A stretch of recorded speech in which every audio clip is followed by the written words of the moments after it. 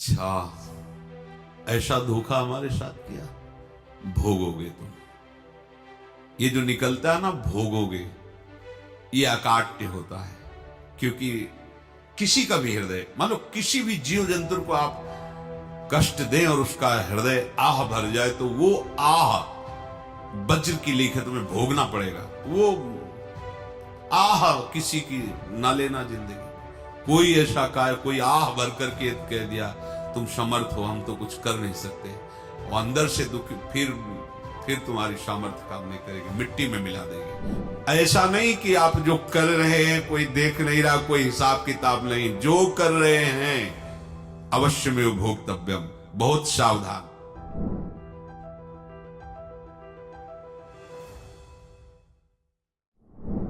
जीव स्वयं नित्य निरंतर कर्मों के जाल को रच रहा है और अपने आप को बांध रहा है। आपको मुक्त होना है, बंधना नहीं है। जीव का जन्म कर्मों के अनुबंध से होता है, कर्मों के बंधन से होता है, और उसको अपना ऋण चुकाना होता है। कर्मानुबंध ये बहुत सूक्ष्म विषय है। जैसे आप जिस परिवार में जन्म लिए हैं, तो उस परिवार के लोगों से आपका ऋण है, इसलिए उसी परिवार में आप आए हैं। और ऋणानुबंध उसको बिना चुकाए या बिना वसूल किए आप वहां से जाएंगे नहीं।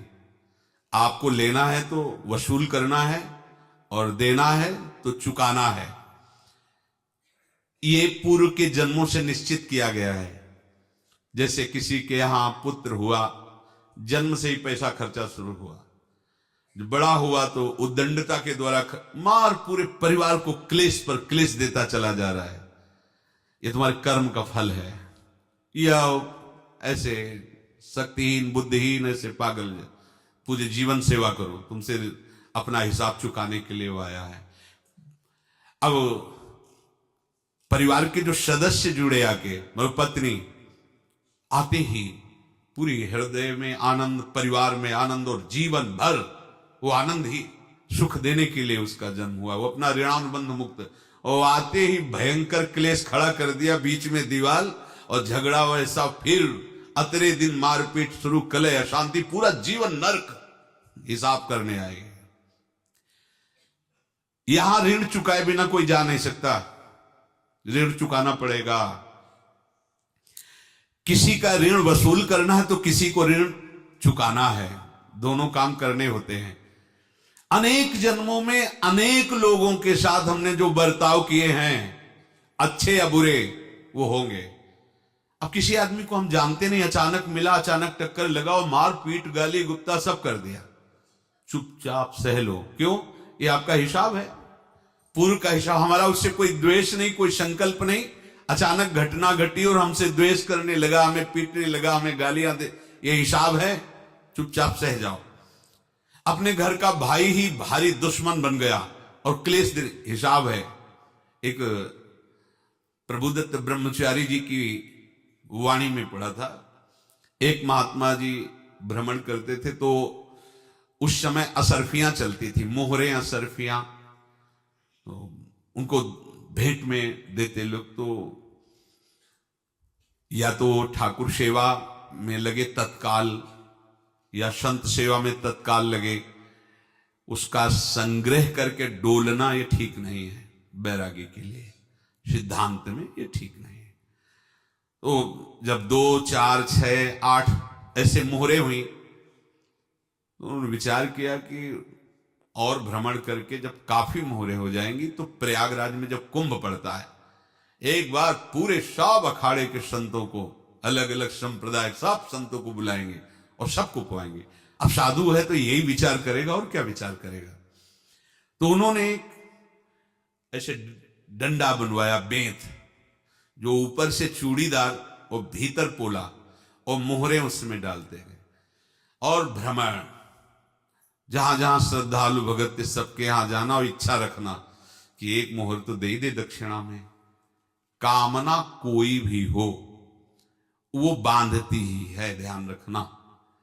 इसीलिए प्रभु जो चाहे वो करे, अपनी चाह नहीं रखनी चाहिए, अपनी चाह प्रभु की चाह में मिला देनी चाहिए।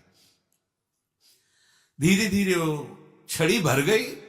भ्रमण करने वाले महात्मा चूड़ी लगाई, इंतजार करते रहे। जब प्रयाग का कुंभ पड़ा तो चले। तो रास्ते में एक गांव में पूछा जाता है, जिससे कहीं रुको कि कोई श्रद्धालु ऐसा है जो संत सेवी है। तो कुछ लोगों ने बताया, हाँ एक परिवार है, बहुत संत सेवी है और आपको मिलाते हैं उनसे। आइए महाराज, घर में रुका। खूब अच्छा हलवा पूड़ी पवाया और जो घर के मालिक थे चरण दबाए। चरण दबाते दबाते उनकी दृष्टि पड़ी उस डंडे पे। इतना मोटा और ऊपर से कुछ चूड़ी सी भी नजर आ रही, इस डंडे में तो कोई रहस्य है ही है।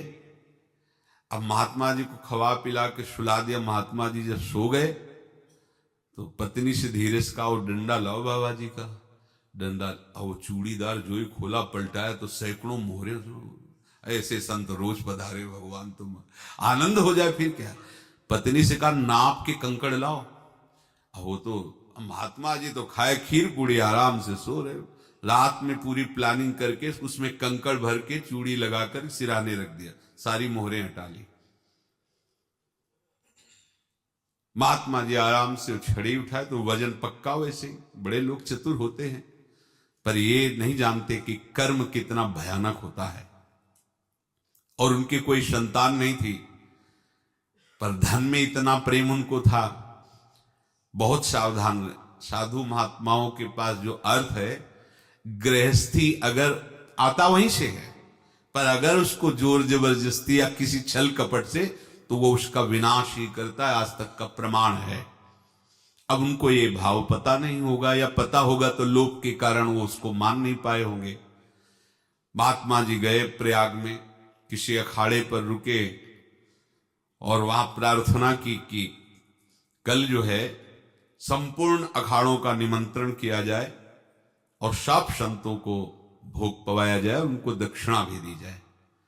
महंत ने सोचा कि बहुत बड़ा है तो उत्सव है, क्योंकि प्रयाग में कितने हजारों संत महात्मा सब।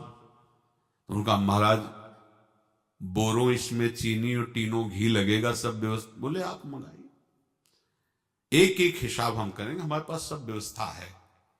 बोले कुछ तो पहले दे दो, वो इकट्ठे देंगे हम। उनको था कि अगर हम छड़ी खोला और दो चार मोहरे दी, किसी को पता लग गया तो गड़बड़ हो सकती। बोले हम भंडारे के समय आखिरी में सब कुछ आपको दे देंगे। ठीक है। वो अपने पास से पैसे लगाकर खूब जितना सामग्री सब लाए, लाखों की, और सब संतों को निमंत्रण कर दिया। संत जन निमंत्रित हो गए, भंडारा बन रहा है। तब वहां के महंत है, उनका देखो भंडारा भी बन रहा है, संतों को निमंत्रण। अब आप अर्थ की व्यवस्था कीजिए, क्योंकि इतनी बड़ी हमारी सामर्थ्य नहीं थी जितना हमने किसी तरह हमने व्यवस्था की। अब मुझे अर्थ चाहिए, तभी आगे की व्यवस्था बढ़ेगी। संतों को दक्षिणा देंगे और जिनसे अर्थ लिया उनको दे। देखो रसोई बन गई सब। उनका छत में विश्वास नहीं तो ये अभी चूड़ी खोली। उनको तो था ना कि मोहरे हैं, कंकड़। तो अब जैसे कितना उनको सदमा लगा होगा, हजारों संतों का निमंत्रण, रसोई बन, मतलब संत हो के छल कपट। तो उनका, महाराज आपने तो हमारा नाश कर दिया, जो महंत थे। अब बताओ, रसोई बन गई, संत निमंत्रित हो गए, और आप ये कंकड़ दिखा रहे हैं हमको। आपने तो हमें बर्बाद कर दिया, हमारी इतनी सामर्थ्य नहीं थी, आप पहले बता देते। संत होकर ऐसा छल कपट। अब वो बोले तो क्या बोले, क्योंकि उनको पता था कि मोहरे हैं इसमें। अंदर से उनका चिंतन गया उसी सेठ के पास, अच्छा ऐसा धोखा हमारे साथ किया, भोगोगे तुम। ये जो निकलता है ना भोगोगे, ये अकाट्य होता है। क्योंकि किसी का भी हृदय, मान लो किसी भी जीव जंतु को आप कष्ट दें और उसका हृदय आह भर जाए, तो वो आह वज्र की लेख है, तुम्हें भोगना पड़ेगा। वो देखो भीष्म जी को भोगना पड़ रहा है ना। सांप को ऐसे धनुष की नोक से उठाया और बंबूल के कांटों के ऊपर फेंक दिया, कई दिन तक शेदा हुआ, वो आह भर करके मरा। तो आपको 6 महीने बाणों की सैया पर आह किसी की ना लेना जिंदगी में। कोई ऐसा कोई आह भर करके कह दिया तुम समर्थ हो, हम तो कुछ कर नहीं सकते, और अंदर से दुखी, फिर तुम्हारी सामर्थ्य काम नहीं करेगी, मिट्टी में मिला देगी। फिर ये तो संत थे और भगवत आराधना के लिए, संत आराधना के लिए ही ऐसा किए हुए थे। अब इनका कैसे मुंह दिखाएं? अब क्या करें? सुबह संत जन आएंगे, सबके बीच में हमारी कि देखो इन्होंने, अब क्या करें? गए और संगम में जाके छलांग लगाई, अपने प्राण त्याग दिए। अब उनके तो पास मोहरे थी और व्यापार बढ़ा, और 9-10 महीने बाद ही लड़का हुआ। अब तो उनको कि संत फलीभूत हो गया, देखो व्यापार चल रहा, लड़का नहीं होता था, लड़का भी हो गया, बड़ा आनंद छा रहा है। जब से वो प्रकट हुए और धन की वृद्धि शुरू हो गई, पढ़ाई लिखाई में उनके खर्चा हुआ सब, बस बीमारी शुरू हो गई उनके शरीर में, अब उसमें पैसा जाना शुरू हुआ। इतने आसक्त तो वो दोनों हो गए कि कुछ भी हो, व्यापार ठप, संपत्ति बेचना शुरू। तो उन्होंने कहा कि बेटा मैं क्या कर सकता हूं तुम्हारे लिए? बोले हमारी अंतिम इच्छा है प्रयाग चलो, और जितने प्रयाग में संत महात्मा सबको एक बार भंडारा करवाओ, हमारी इच्छा अंतिम है, क्योंकि अंतिम यही इच्छा थी। बोले अब ज्यादा संपत्ति तो नहीं रह गई, तो बोले घर बेच दो, मेरे लिए ही तो है, बेच दो, मुझे लगता मैं बचूंगा नहीं, पर मेरी अंतिम इच्छा पूर्ण कर दो। घर बेच दिया, जेवर बेच दी। वहां गए, जब संत सेवा की तो बोले मुझे संगम तक ले चलो। संगम तक ले गए और बोले समझे तुम चुराए थे और हमने उसको छीना है, कुछ नहीं रह गया तेरे पास कुछ, अब केवल ममता और आसक्ति में जलकर मर और नरक प्राप्त कर। मैं वही महात्मा हूं जिसकी तूने मोहरे ली थी, शरीर छोड़ दिया। महात्मा को जन्म लेना पड़ा और इनको दुर्गति भोगनी पड़ी। ऋणानुबंध होश में, ऐसा नहीं कि आप जो कर रहे हैं कोई देख नहीं रहा, कोई हिसाब किताब नहीं, जो कर रहे हैं अवश्य में भोक्तव्यम, बहुत सावधान। अनेक जन्मों में अनेक लोगों से जो कुछ लिया दिया है, इस लेने देने को मिटा देने के बाद ही तुम मुक्त हो गए। इसीलिए एक उपाय है, लेना न देना मगन रहना। क्या? मालिक को समर्पित हो जाओ, मालिक को अपना माना हुआ समर्पित कर दो, खत्म। अहम त्वाम स्वरूपापेभ्यो मोक्षयिष्यामि, सब खत्म, आगे पीछे लेना देना सब खत्म। एकादश स्कंद में भगवान श्री कृष्णचंद्र जी ने कहा जो मेरे चरणों का आश्रय लेकर भक्त मेरा भक्ति करता है, उसके पितृ ऋण, मातृ ऋण, देव ऋण, ऋषि ऋण, सब ऋणों से मैं मुक्त कर देता हूं। बस यही एक उपाय है जो इसके बंद करने का उपाय भक्तों के लिए है, वो यही है, भगवान की शरण में होकर अपना माना हुआ पूरा भगवान के अर्पित कर दो। अर्पित करने का तात्पर्य उसमें आम हटा दो। तो दियम वस्तु गोविंदम तुभ्यमेव समर्पये। जिनसे तुमने सेवा करवाई है उनकी सेवा करनी पड़ेगी, जिनसे तुमने जो कुछ लिया है उनको देना पड़ेगा। ये लेने देने का व्यापार जब तक समाप्त नहीं होगा तब तक तुम्हारा जन्म मरण चलता रहेगा।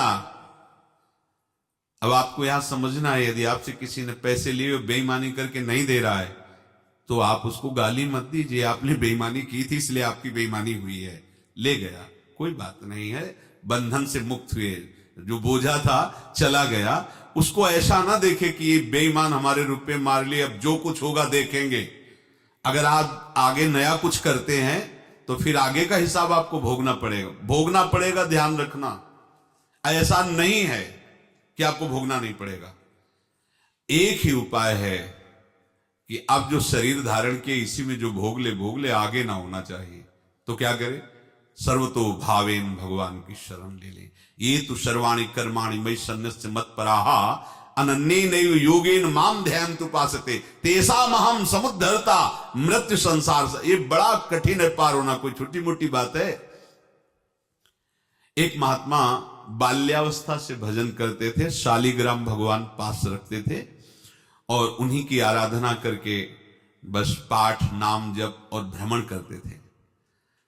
यौवन अवस्था थी, गंगा जी के किनारे अपने ठाकुर को विराजमान करके स्नान करने के लिए कपड़ा ही उतार रहे थे कि 90 लोग आ गए, भाला तलवार सब ले, मारो मारो इसको मारो, घेर लिया। तो उन्होंने हाथ जोड़कर कहा, हमने क्या अपराध किया, कोई सुन ही नहीं रहा। तो उन्होंने कहा, मार तो डालोगे ही आप 90 लोग, हम कोई अस्त्र शस्त्र तो लिए नहीं, एक बार हमें गंगा में डुबकी लगा देने दो और अपने ठाकुर को स्नान करा देने दो, फिर इसके बाद आप मार देना। भगवत इच्छा से वो लोग रुक गए, स्नान किया और अंदर से प्रार्थना की, प्रभु ये क्या लीला है आपकी, आपके सिवा मेरा कोई है नहीं और ये मुझे मारना चाहते हैं। तो भगवान ने, जानते हो क्या कहा उनके अंतर में, तुम मेरे में ध्यानस्थ हो करके शरीर को छोड़ो, ये लोग मारेंगे। ये मेरे भजन का फल है कि तुम्हें 90 जन्म नहीं लेना पड़ेगा, एक ही जन्म में 90 मिलके, तुमने 90 हिंसा की थी पूर्व में, तो तुम्हें 90 बार जन्म लेना होता और एक एक करके मारते। ये मेरे भजन का प्रताप है कि एक बार में ही 90 का हिसाब हो जाएगा। तुम आंख मूंदो, मेरे ध्यान में मगन रहो, मेरे प्रताप से तुम्हें कोई चोट नहीं होगी और स्वाभाविक मूर्छावस्था में प्राण तुम्हारे छूट जाए। ऐसा ही हुआ, ऐसा हुआ। तो ये बात समझ लो कि ये जो कर्मानुबंध है, ऋणानुबंध है। आप देखो, अगर शाप महात्माओं ने दिया कि तुम्हारे वंश का इससे विनाश होगा, तो भगवान भी परम धाम जा रहे तो उसी कील से, बाण की नोक में जो मछली लील गई थी, छोटा कण, उसी से की नोक बनाई और उसी नोक को प्रहार किया। भगवान के श्री चरण में वही बाण की नोक लगी और भगवान का स्वीकार किया ना। भगवान का बड़ा लीला विचित्र है। अगर छुप करके उधर रामावतार में बात, तो इधर ऐसे स्वीकार किया है भगवान ने। ऐसा कहीं नहीं दिखाया कि मैं भगवान हूं तो मैं अपने लिए, ऐसा नहीं दिखाया। नारद जी का हित किया पर नारद जी ने शाप दिया तो भगवान ने स्वीकार किया। बंदरों ने ही सहायता की, जैसा बोले थे वैसा। ये लीला इस शरीर में भोगनी पड़ेगी। हाँ, ज्यादा को कम में भुगता देंगे, पर अब अगला शरीर ना मिले, इसके लिए सर्वतो भावेन भगवान के आश्रित हो जाए। जैसे आपने दुकान फैला रखी है तो उसमें दो काम होते हैं, लेना और देना। किसी को उधार दिया है तो हमें उससे लेना है, और कोई नगद देकर सामान ले रहा है तो उससे सामान देना है, या उधार लिया है तो हमें उधार देना है। अब अगर दुकान बंद करनी है तो तुम्हें देने वालों पर जोर देना है, लेने वालों पर जोर नहीं। लेने वाला तो जाओ, हम क्षमा किया, समर्पित किया, हमारा कोई संबंध, खत्म हो जाए, वो खुशी हो जाएगा। लेकिन देने वाला, तुम अगर दुकान भी उठा दोगे तो जहां भी रहोगे तुम्हारे पास वो आएगा, लाइए हमारा। तो देने पर नजर रखिए, जिसका जिसका हिसाब है वो आपके सामने आता जाए, हटाते जाओ। लेने पर नजर मत रखिए और दुकान फौरन उठा दीजिए, नहीं अगर लेते देते रहे तो चलता रहेगा। आगे चलकर कुछ लेना न देना, मगन रहना बस अपने प्रभु के चिंतन में।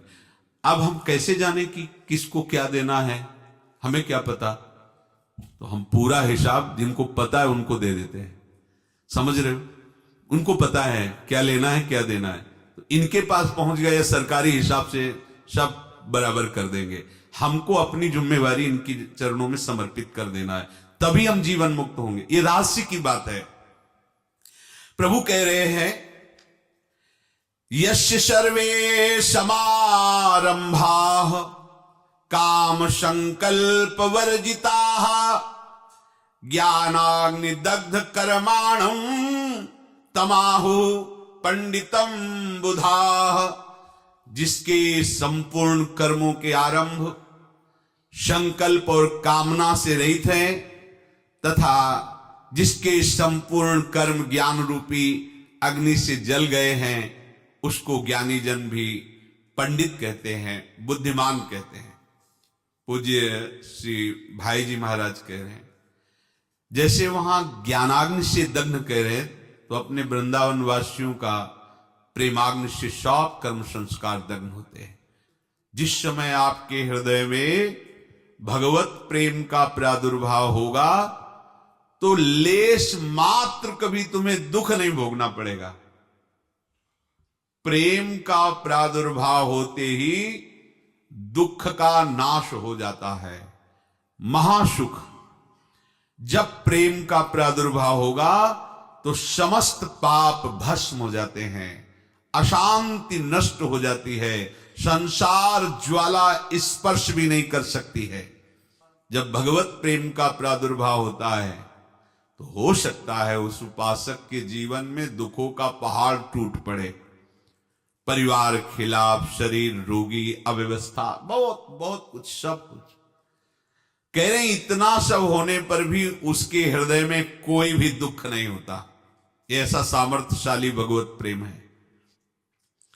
भगवान के चरणारविंद का जिसके हृदय में प्रेम है, भारी से भारी दुख भी उनको विचलित नहीं